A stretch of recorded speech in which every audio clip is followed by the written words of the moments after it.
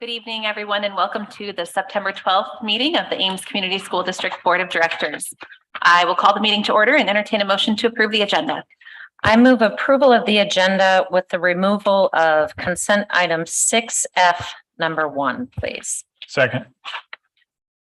All those in favor say aye. Aye. Opposed, nay. Passes 6-0.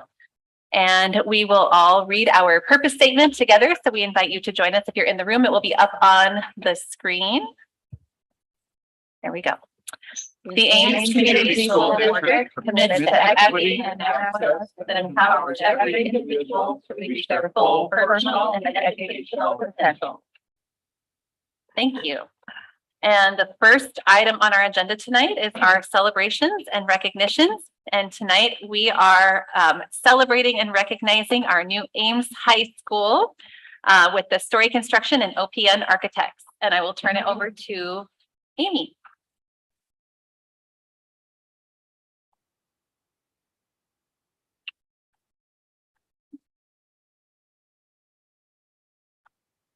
Good evening. Good evening. Good evening. A great celebration tonight. Thank you all for being here. So on April 3rd, 2018, the Ames community overwhelmingly voted to support a bond referendum for a new high school. The $137 million building would be the final piece in a facilities overhaul that took place over the previous decade. Unlike the other projects, the scope, scale, and logistics of this project exceeded all of the others before it. Most high schools, including this one, have unique features compared to other buildings. It needed to support a wide range of academic and athletic activities, including various classrooms, gymnasiums, an auditorium, and a competition pool.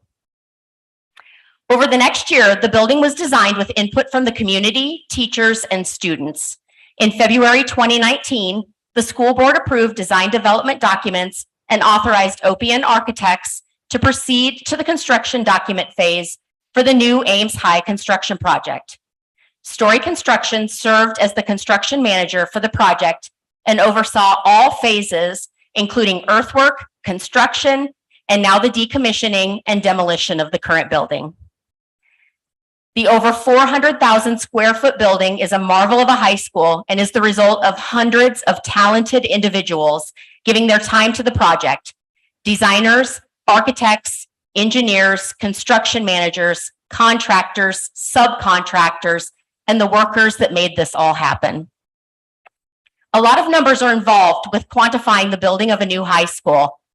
Costs, number of doors, the seats available, equipment, geothermal wells, inches of concrete, so many numbers. But what's at the heart of all of that is the quality of the education that students receive.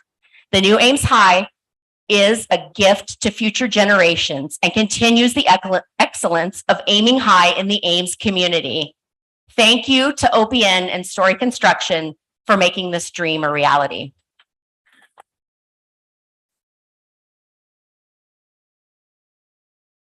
If our representatives from Story Construction and OPN would like to come forward so we can properly thank you.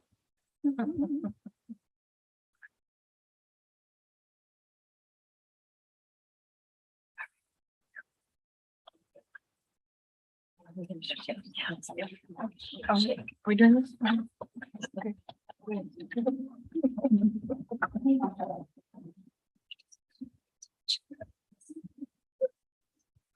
I'm going to. Thank you. Very much. Yeah. Thanks very much. Thanks.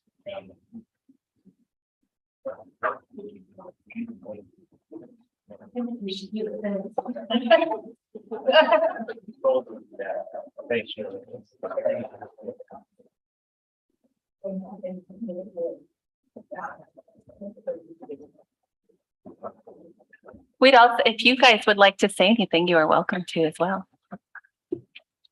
Would you like to make any comments?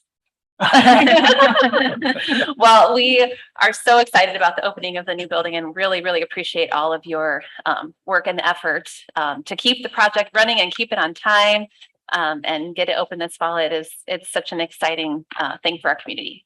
Thank you. All right. We will move on to our discussion items. And our first item is our board committee update. And we have just one committee that met this time, which is the mental health committee. Brett, would you mind Sure. giving a little summary since I missed most of that meeting? Absolutely.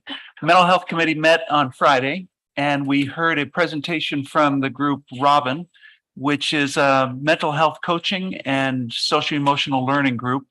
It was exciting, and I think not at this meeting, but perhaps the next meeting, Deanie, we might get a presentation or October. Okay, October meeting, we'll hear more about that group, but it's exciting what they're doing and what they might offer to the school district. And the minutes are complete in your packet if you need those. And I'll just add, in reference to a couple of questions that we had, that these would be targeted supports for students that were demonstrating need. So it's not necessarily a curriculum like that's rolled out for everyone, but a targeted support for students that need that. Good clarification. Any other questions for the mental health committee? All right. And I should look really quick at our sign up. We don't have anyone signed up to speak under the board committee updates. So I will go ahead and move on to our teaching and learning. And the first agenda item under teaching and learning is additional concurrent enrollment courses for 22-23. We'll turn it over to Dr. Hawkins.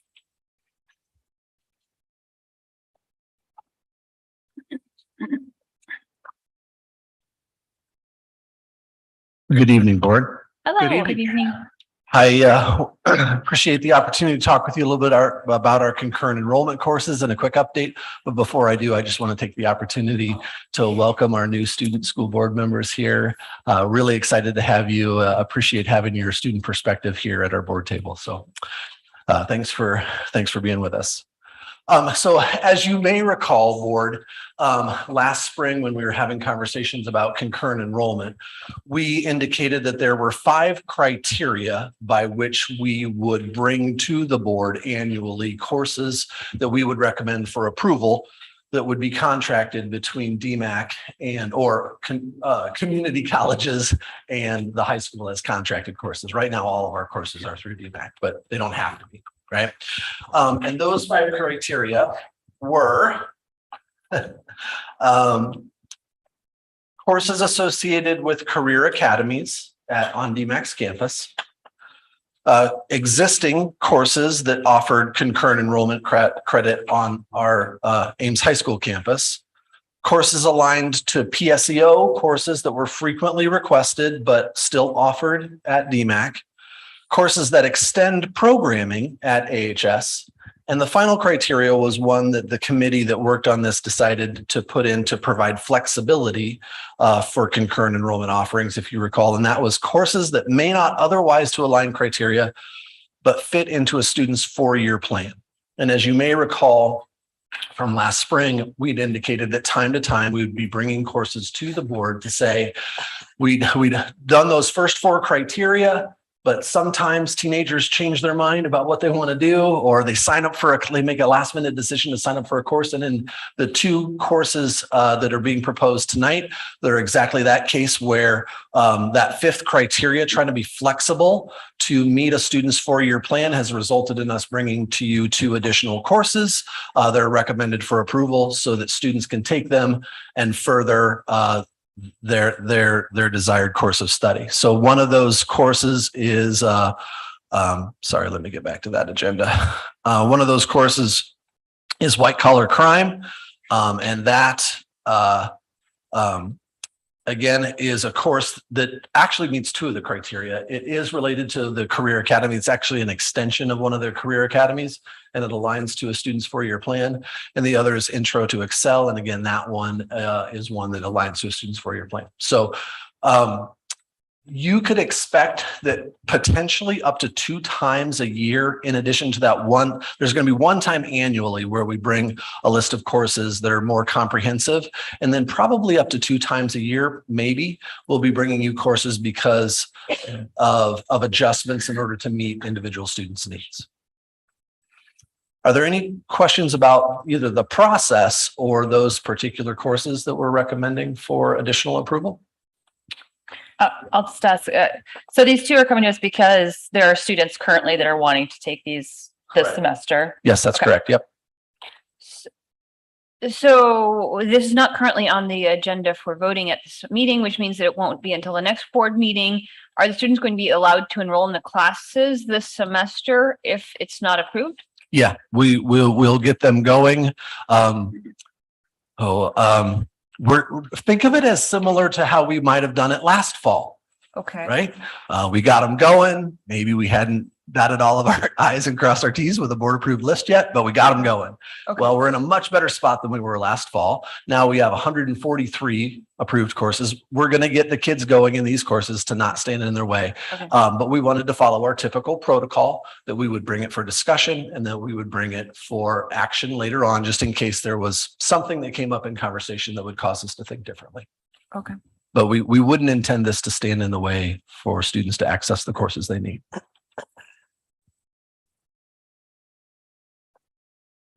So are we to anticipate that we're going to have a discussion on these courses every time this happens? Or is it, I mean, I don't see anything here that would be concerning. So it seems, If it were okay with the board, and obviously this is probably board leadership's decision to make, but I would be comfortable providing a description that could be part of a consent agenda in the future.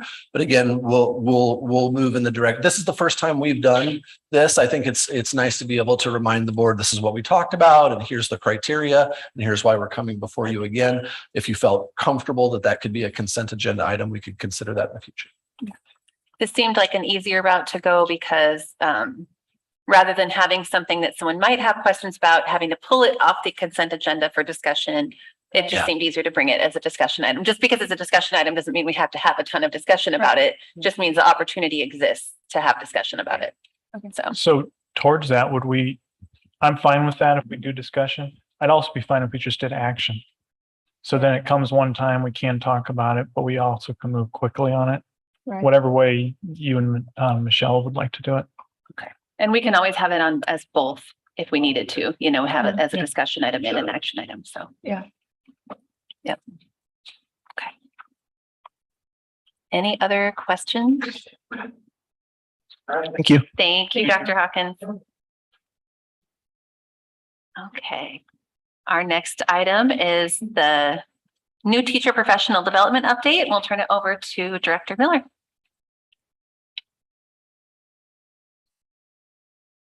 She's just getting her computer set up.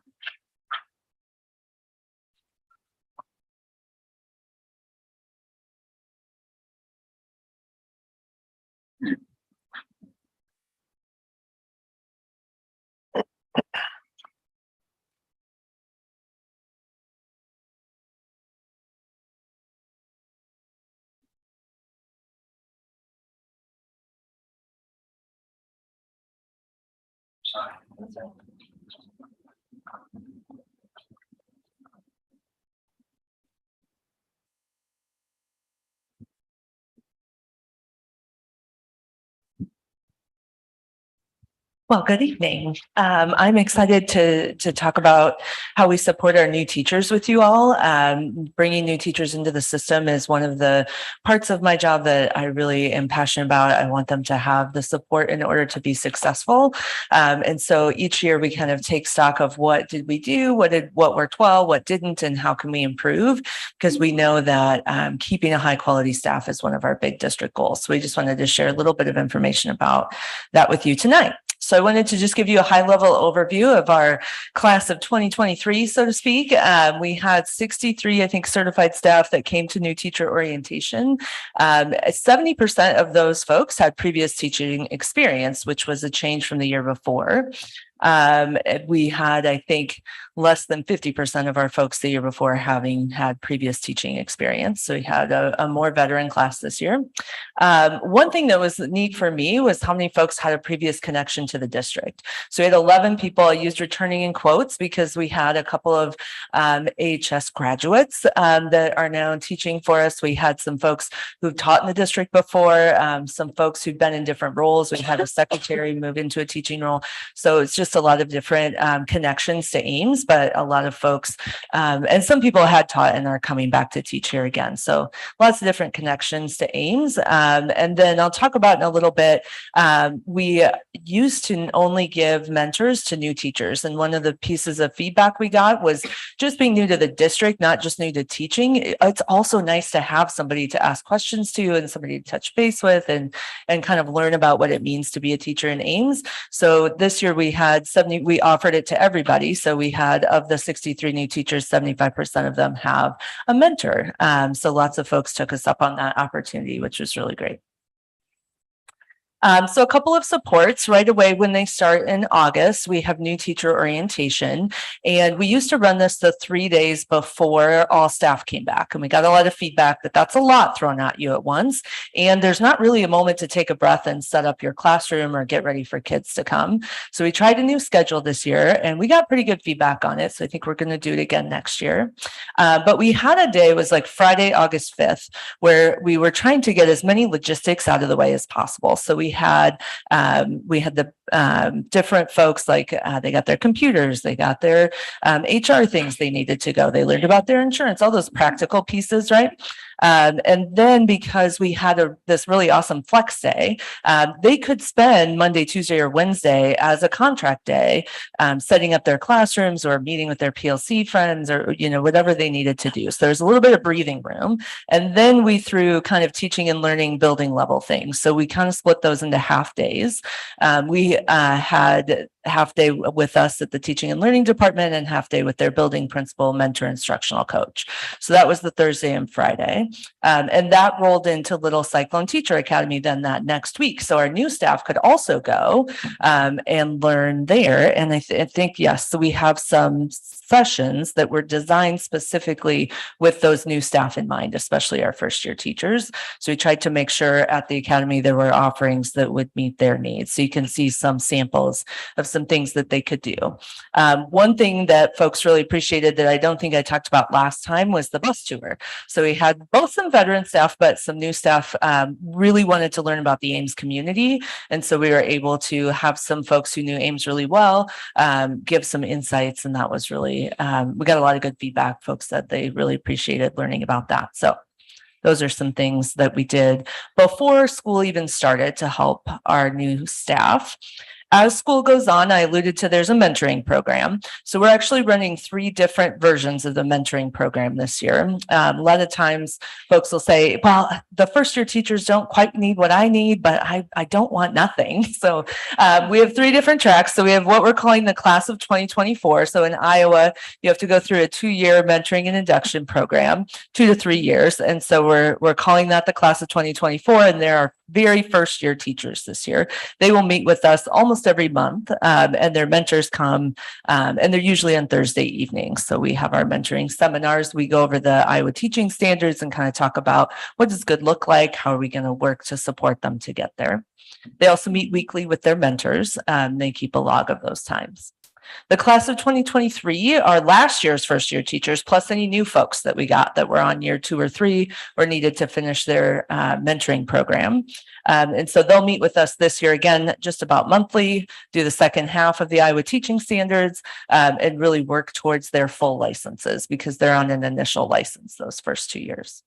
Then we'll also have a group that's veteran teachers, but they're new to Ames, and they'll meet just a couple times throughout the year, but just to provide them some support and connection still to each other and to the district. And they also have the option of having a mentor. And so they will also meet with their mentors weekly.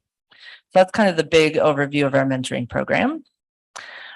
You know this, but just to recap, we have lots of building level supports also. The buildings do a phenomenal job of supporting their new staff and really connecting with them.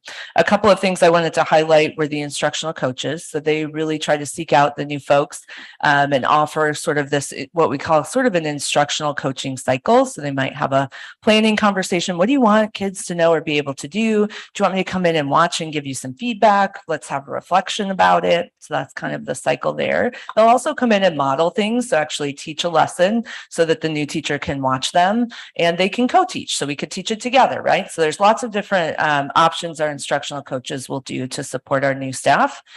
And then one of the most powerful building level supports are those PLCs, those teacher teams, like we're all teaching third grade at Edwards here together, or we're all teaching English at the high school, right? And so they really get into what is the data telling us, common planning. They do lots of common assessments, those sorts of things.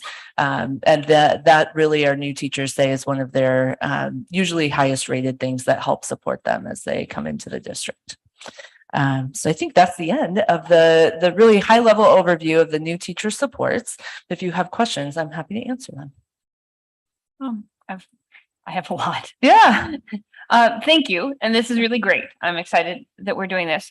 Really fast question. Can you remind me what PLC stands for? I'm so sorry. Thank you. I missed that acronym, Professional Learning Community. Okay. Yeah. So group of teachers working together. Right. Yeah. So another quick factual question. What's the difference between a mentor and an instructional coach? That's a great question. A mentor teacher is fully in the classroom. So they have their own classroom. They're meeting with their mentee either after school, or maybe they have a common planning time. They come to these Thursday afternoon meetings. They do get paid a stipend on top of their regular teaching duties. The instructional coach is fully released, so they don't have a classroom. Their job is to help support teachers. And we have one in all of our elementaries and 3 at the middle school and 3 at the high school. Okay. So I hadn't understood that instructional coaches were fully released. Yep. It's not like they're half-time or anything. Okay. Nope, they're fully released. Okay, great. Yeah, so what are we doing to train the trainer? What are we doing? How are we supporting our mentors, and how are we supporting our instructional coaches? Yeah, that's a great question. So the mentors are all of anybody really that is in a teacher leadership role. The goal is to have them engage in a class called cognitive coaching. Mm-hmm. So there's 2 levels of that, and that's just a sort of foundational training on how do you support and coach and not tell.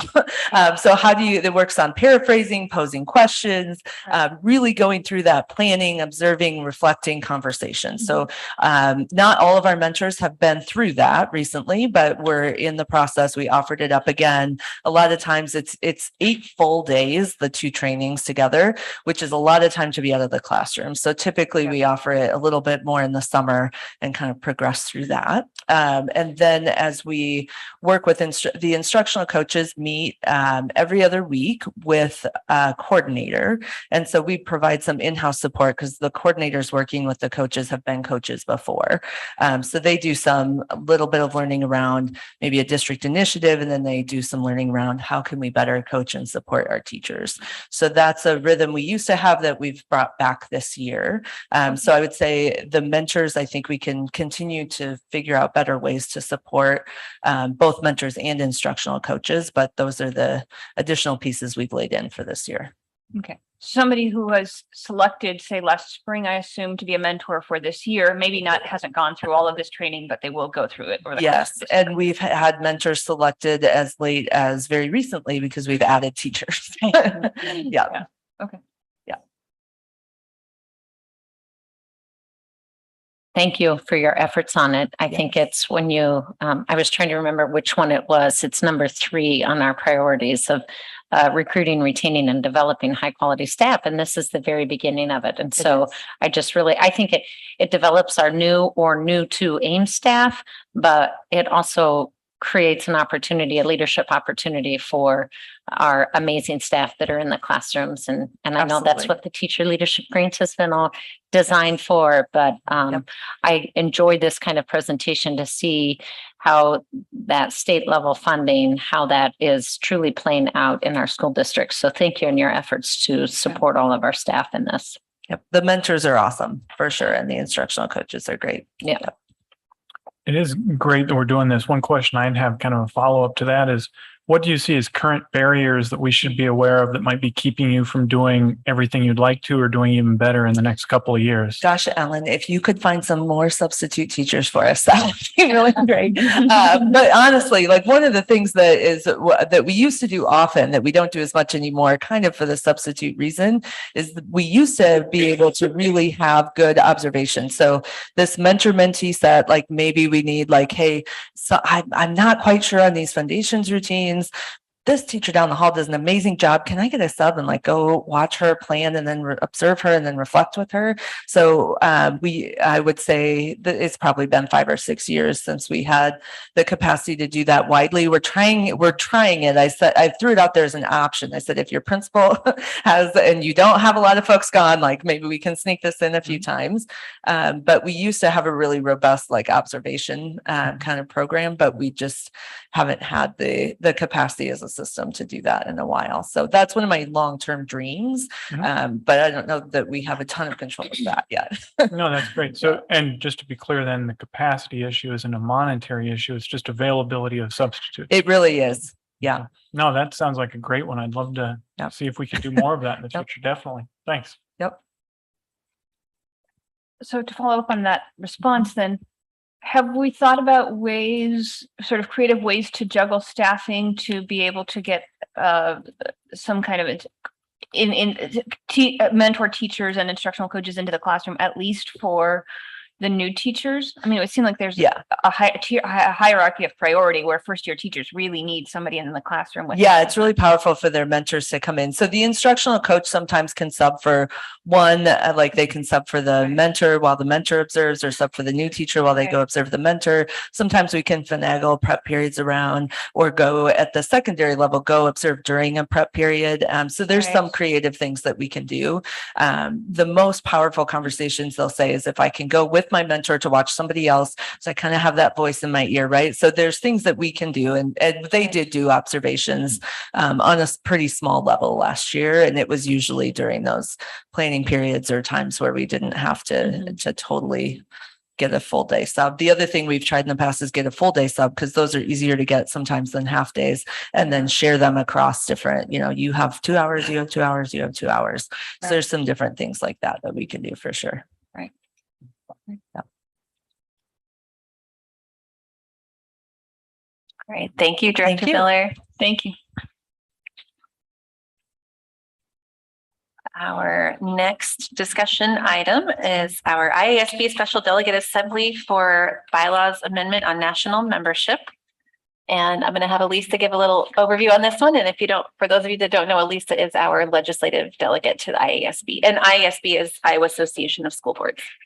Yes. So, Will and Martika, just to educate you a little bit, this is our school board association that represents all school boards in the state of Iowa. I'm our delegate. Every school board has a delegate, and we come together. We don't typically have special meetings, but there is a unique situation in front of us that is timely in nature.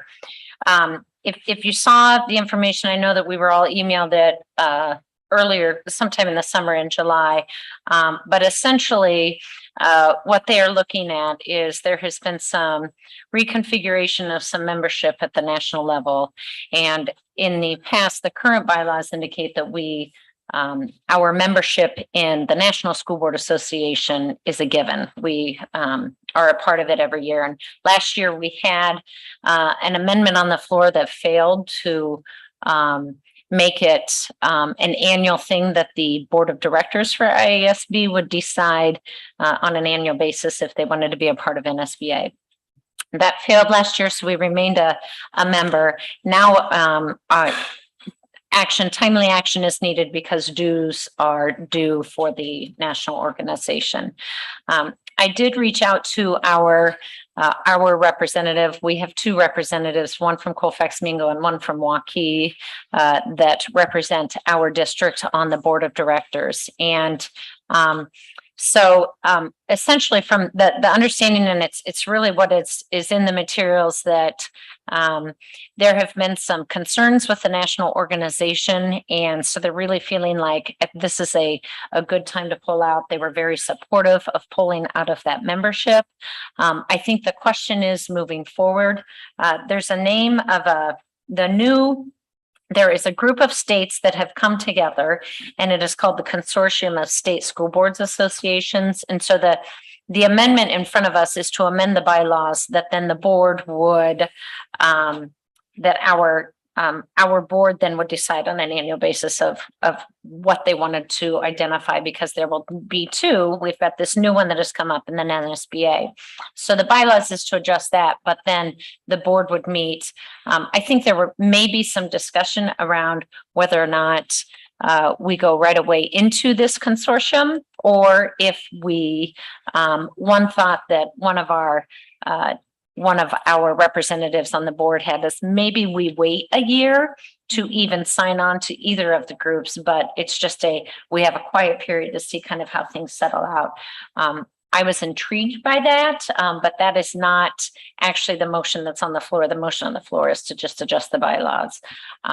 So really, we wanted to put it on the agenda just to say, hey, if anybody has any thoughts, I feel comfortable as your delegate to say, I think this bylaw change is warranted. The reality is because if you saw on the chart in the packet, because so many states have pulled out of the National School Board Association, your federal lobbying and impact is not as strong, because it's a splintered organization right now. And so I think I would be curious to see, as the dust settles, where some states may end up. So Dr. Lawson, did you hear anything from any of your colleagues on Yep. this? So I reached out to superintendents of a couple districts, and they were largely unaware of what was happening as it relates to this. Okay. Yep. Okay. So it's probably just at the, and the challenge is I don't know that there's much of a choice from the standpoint of adjusting the bylaws, because it's the national organization, that the lobbying power has weakened so much, because so many, if you look at the color map, I see Amy Erica has it on, there's just, it's very splintered. So. Right. So you've asked people in other states, not just in other, sorry, Dr. Lawson. Dr. Lawson has asked people Yes. within other states or within other districts here in Iowa? Other districts here in Iowa. Okay. Because the vote in Right, front right, of us right, is just on yeah, I understand. our local bylaws. I mean, there may be, Dr. Lawson might have colleagues that are, Yeah. I don't know, in Maryland. I didn't reach out to, but now Yeah. that you say that, I would. Yeah. But I do think that the IASB staff and I have found them to be a very thoughtful organization in looking through, understanding the issues. And so I do have some faith in them in terms of the leadership they will provide with the board in navigating this unique time period. So I assume, I mean, in some sense, we are just one bit player within the Iowa Association of School Boards. Correct. So we don't have that much say, Right. no matter what. They mentioned, it's interesting that they mentioned the $68,000 that we're paying to the National Association of School Boards, but don't mention what the cost would be to join the COSSBA, the Consortium of State School Boards Association. So to join the rival association, that they don't mention what the cost would be to join that. Sure. And my It's in there. assumption would be. It's in there. If it's in there? It's 34,256. Oh, yeah, that's. Oh. Mhm. But I would still say that my assumption would be, because we're making we're voting on the bylaws and then Okay, yeah, right. providing them, the board, the discretion. Mhm. I think an interesting thing to me, looking through it, I would think that taking a gap year and just, there's nothing in changing the it seems like the bylaws need to be changed because this other organization is gradually going to go away. It does seem like we could have some influence by talking to other UEN districts and talking to other representatives from those districts and see if then as a group, we could all talk to our IASB board representatives and see whether there's a desire maybe to take a year and see what happens to settle out before we choose something. So, I mean, I think I'm supportive. Yeah, we've got to do this change, but I would really, either through Dr. Lawson or through you, Lisa, reaching out to the UEN members as well and seeing how everybody's doing with this, because I think the same concerns we might have, other UEN members would have. We could maybe reach out to Margaret Buckton. She may have some thoughts for us on that second piece, which really is just providing direction, feedback to the board when they make the decisions. Any other? Okay, Thank you, Lisa. you met. All right. And did you get from both sides? That was the only one. Okay. All right. So we did not have anyone signed up to speak under our discussion items. So I will go ahead and open our public forum, and I will read our statement on public comments. Residents of the district, students attending the district, parents or guardians of students attending the district, and district staff members may address the board about any topic relevant to the district, whether on the current agenda or not. Those who wish to speak must sign up at the beginning of the meeting. Speaker participation is limited to 3 minutes once per item. The views and opinions of citizens addressing the board do not necessarily reflect those of the board, district administration, or staff. Speakers are to remember that Iowa law prohibits the board from discussing specific employees, students, or their performance. Student speakers will state their name and school. Others will state their name and address. And I did just want to quickly comment. We do have someone who signed up to speak on via Zoom, but we do not have an address for you. And we do have to have an Ames address in order to have you speak. So if you can just be prepared to provide that Ames address when you are called on. Okay. And we will start with Victoria Van Voorhis.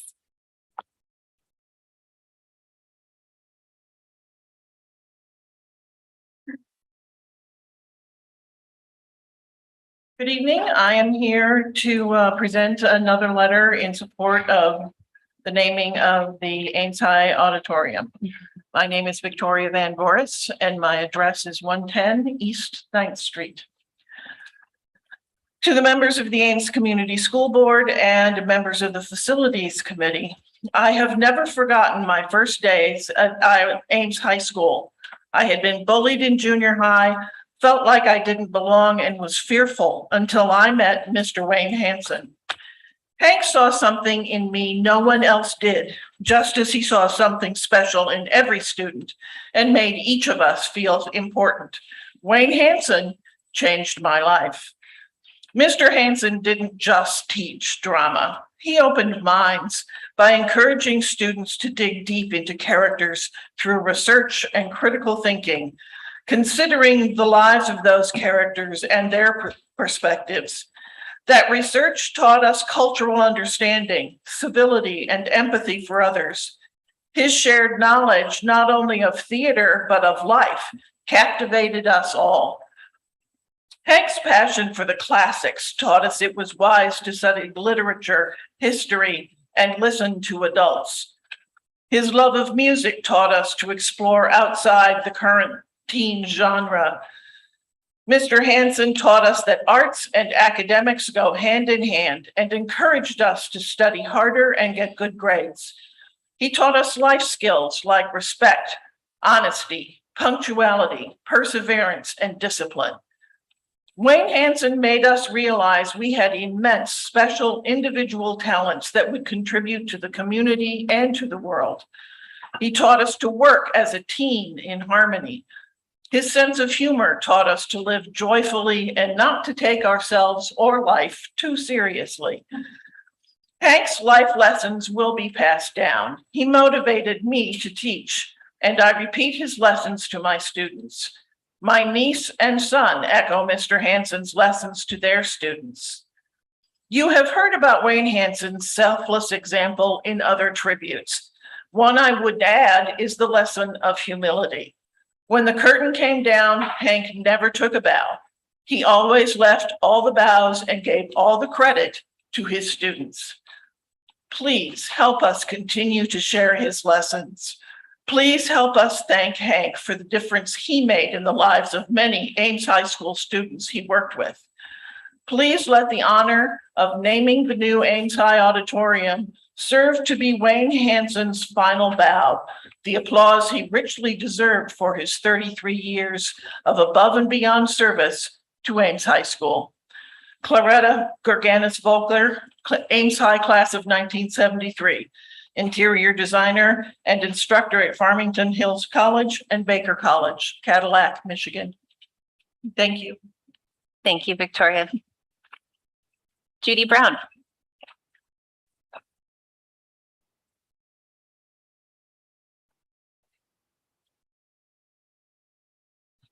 Good evening, and thank you for the opportunity to bring a couple more tributes. I thought I would dress appropriately to keep theater on your minds. So, first one is coming from, my address is 5423 Tennessee Street. Timothy E. Wilson from class of 84. I was no great actor, nor did I intend to be, but in 1980, I was still a year away from entering Ames High School. I was recruited for a role in summer theater for You Can't Take It With You. Because the cast wasn't big enough to fill all the roles, I actually had some lines. He treated us like adults, which meant he held you accountable, but also that he encouraged you and realized you were human. He also knew when to treat you with kid gloves and protect you. I also had him as a teacher for discussion and argumentation, and it was truly one of my best educational experiences at AHS, which entailed doing debate subject research and working as a team to formulate arguments. But Hank was also able to make it an entirely fun experience. I specifically remember doing extensive research on the JFK assassination, and the skills I learned from that project greatly helped me in all my future research practices in college, especially in my major of history. I know so many people who greatly benefited from Hank in the classes he taught. All AHS social groups benefit from his English, speech, and theater classes, extroverted or introverted, and every social group that fell within had a positive and often motivating experience with Hank. I often felt he cared more about us learning and growing more than we did. Please take into consideration putting Wayne Hank Hansen's name on the new Ames Senior High School auditorium. He deserves this recognition, and more importantly, it will inform newer generations on the impact he had on past generations. Timothy E. Wilson, film, repair, and prep technician at UCLA Film and Television Archive, Los Angeles, California. My second one, Mr. Hansen was a Shakespearean super thespian. And we all love that about him. He also really loved young people and the theater. He walked onto the stage of my life when I was part of the stage crew for AHS. Poised, firm, and professional. He was a great mentor and coach to many of us who were involved with him in putting on productions. He was always kind and gentle, but firm, and expected us to do our very best. His love and care for us as young people were obvious, and we enjoyed working with him and gave him our best. Hank influenced my life in giving me an appreciation for the arts and loving young people. I'm sure Hank had many opportunities to go other places, but he dedicated himself to the young people of Ames and helping them to achieve their dreams of stardom in whatever walk of life they chose. I would vote that we name the whole high school after him, but I suppose in lieu of that, naming the auditorium after him would be all right too. He was dedicated to all of us, and it'd be nice for us to dedicate something back to him. Dr. Dwayne Anderson, class of 73. He is the CEO of Christ for the City International out of Omaha, Nebraska. And also, we have 2011 signatures so far on our petition. Thank you very much. Thank you, Judy. Tracy Stoll.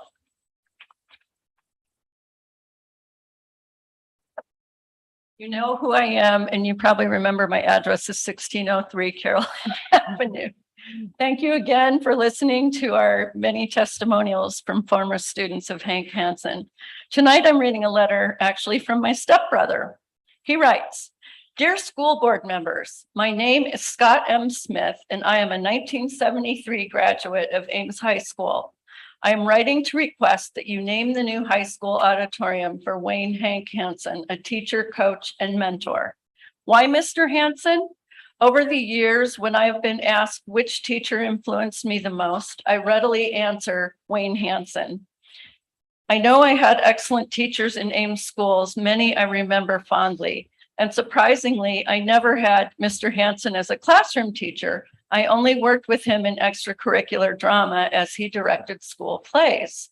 Of all the excellent teachers, he is the one who impacted me the most. Hank demanded the best of me. I worked harder and pushed myself farther because of the expectations of excellence that he set for all students. I learned how to be a professional, how to show up prepared and on time to rehearsals, how to work as a team member and help my peers, how to think beyond myself and look at the greater picture of how my work impacted others and was a part of something bigger than me. Even though he was demanding, I found a safe place in school and had fun and was appreciated for who I was in his drama program. I was not an athlete in high school. I felt intimidated and shy. I was in music and art and got involved in theater. That's where I found my identity and gained confidence. Mr. Hansen set high standards and included many students who otherwise would have felt isolated. The value of this is immeasurable to individuals and society. In 1972-73, the district finished $1 million arts addition to the high school. We went from doing productions in the old Central Auditorium, which is now the Ames City Auditorium, to a state-of-the-art facility. Wayne Hansen was the drama coach who led us in productions in the then new theater and continued for over 30 years. I can't think of a better tribute than naming the next auditorium for Wayne Hansen. He didn't give millions of dollars to fund it. We don't pay teachers enough to do that. He gave his time, talent, and energy to teach students. It is time to honor a theater artist and educator for their hard work and passion. I have used the things Mr. Hansen taught me in everything. I received my undergraduate degree from UNI in speech and theater education. I retired as a public educator after teaching for 33 years, most of it as a middle school teacher.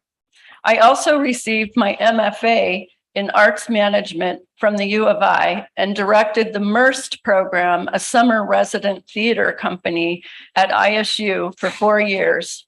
Currently in retirement, I manage an historical movie theater in downtown Winterset, Iowa, and direct plays in community theater. Please give serious consideration to naming the new theater for Wayne Hank Hansen. Sincerely, Scott M. Smith, class of 73. Thank you, Tracy.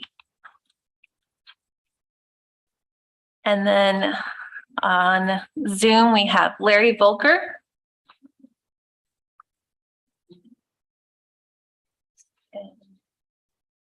Has Larry been given permission to speak? Okay, Larry, you've been given permission to speak. If you could just give us your address.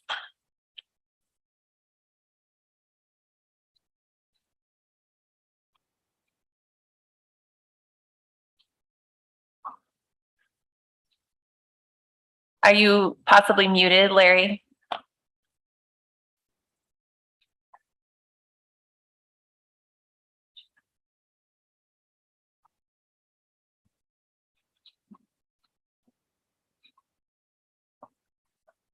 Okay. Well, it doesn't appear that Larry's able to speak, but Larry, we would encourage you to send your statement to us. You can email that to us if you'd like, or you could feel free to attend again at a future board meeting. So thank you. Okay. And with that, we will go ahead and close our public forum and we'll move on to our consent items. I move approval of the consent agenda as presented with the one item removed. Second. Moved by Beerbaum, seconded by Winfrey. Sorry, I totally lost my train of thought. Superintendent Lawson, gifts to the district. Yes, thank you. So we received very generous gifts from donors and would like to thank the following. Ames Home Builders Association donated $12,000 cash for the benefit of Ames High Industrial Tech Program. We'd also like to thank Debbie Vizo, who donated $9,250 in miscellaneous instruments to the Ames High Band Program. Cornerstone Church, we would like to thank for a donation of $5,000 cash for Ames High student T-shirts. Ambassador Coalition, $3,500 cash for Ames High student T-shirts. There was an anonymous donor, who gave $500 for miscellaneous cameras for the benefit of the Ames High Art Program. Merck Animal Health donated $300 in miscellaneous school supplies to Fellows Elementary, for Fellows Elementary.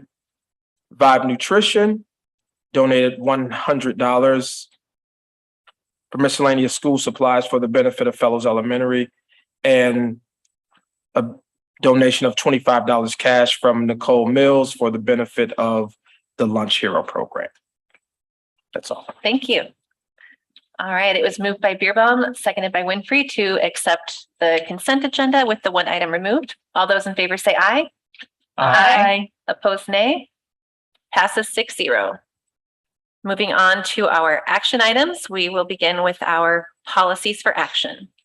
I move the board approve the policies as presented. Second.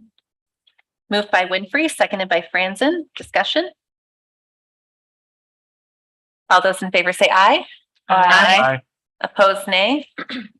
Passes 6-0. And that was our only action item tonight.